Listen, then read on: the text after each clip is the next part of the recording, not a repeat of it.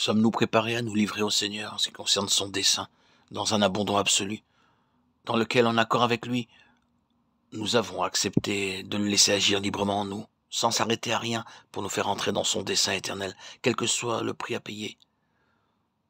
Nous, les enfants du Seigneur, sommes-nous prêts à nous arrêter un instant pour répondre à cela et nous mettre en ligne avec le but de Dieu?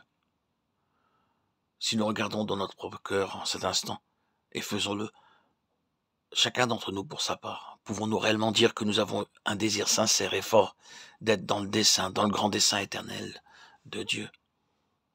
Si oui, si c'est bien cet intérêt-là qui, au moins en une certaine mesure, justifie notre marche, nous demandons quel est le dessein de Dieu, quel est le but de Dieu.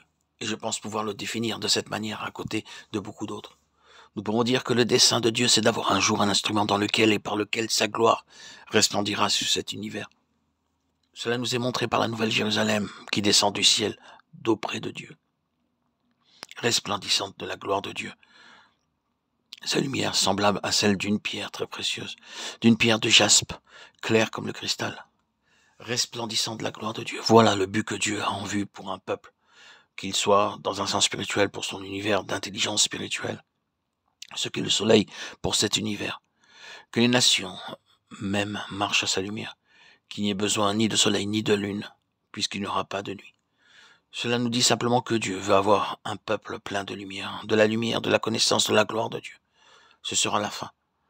Or, Dieu commence à agir en vue de cette fin dès qu'un de ses enfants est né d'en haut. Car cette naissance même, une nouvelle naissance d'en haut, est la dispersion des ténèbres et l'apparition de la lumière. Tout le long de notre chemin dans l'école de Christ, le Saint-Esprit est occupé à cette seule chose, à nous conduire de plus en plus dans la lumière de la connaissance de la gloire de Dieu, en la personne de Jésus-Christ, afin qu'il soit vrai pour nous, que le sentier des justes est comme la lumière brillante, dont l'éclat augmente jusqu'à ce que le jour soit dans sa splendeur. Proverbe 4, 18. Bien des personnes ont pensé, et ayant pensé cela, ont été désappointées.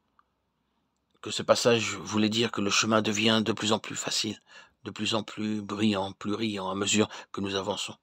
Mais il n'en est pas ainsi. Je ne vois pas que cela soit vrai dans les circonstances et les conditions extérieures des saints, en aucun lieu ni en aucun temps. Pour eux, le sentier ne devient pas extérieurement de plus en plus brillant. Y a-t-il ici un seul saint qui puisse dire qu'il le soit pour lui?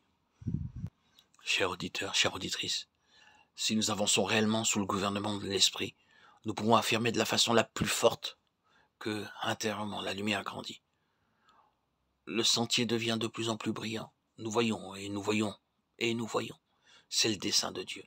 Jusqu'à ce que le jour vienne où il n'y aura plus aucune obscurité, plus aucune ombre, plus aucune brume, mais où tout sera lumière, parfaite lumière. Où nous ne verrons plus comme à travers un miroir, obscurément, mais où nous verrons face à face, où nous connaîtrons comme nous avons été connus. C'est cela le dessein de Dieu présenté d'une certaine manière. Cela nous intéresse-t-il? Notre cœur est-il fixé sur cela? Nous lisons dans Ézéchiel que la gloire de l'Éternel va remplir la maison. Le Seigneur Jésus est cette maison. Il est, lui, le grand Bethel de Dieu, sur lequel les anges de Dieu montent et descendent, en qui Dieu se trouve, en qui Dieu parle. Il est la place de l'oracle, en qui réside l'autorité divine, la parole finale. Il est la maison, et la gloire de Dieu est en lui, la lumière de Dieu est en lui.